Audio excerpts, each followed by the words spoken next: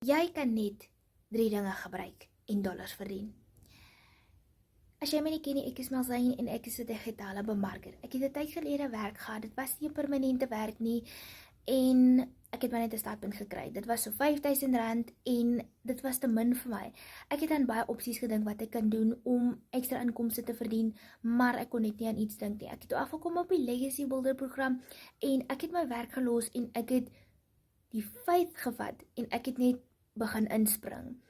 En ek het besluit ek wil uit my comfortzone uitkom en vir al die drome wat ek het, gaan ek nie kan verwesenlik as ek net met min geld, sal dit nie vir my moontlik kan wees nie.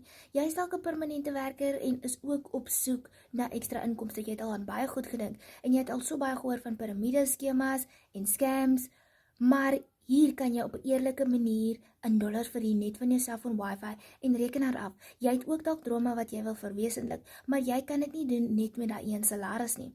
Wel, hier kan jy dit verwesenlik met hierdie ekstra inkomste wat jy kan maak. Sit vir my in die comments ek ook en ek deel ook met jou hoe jy net van jou selfoon en wifi en rekenaar geld kan verdien op 'n eerlike manier.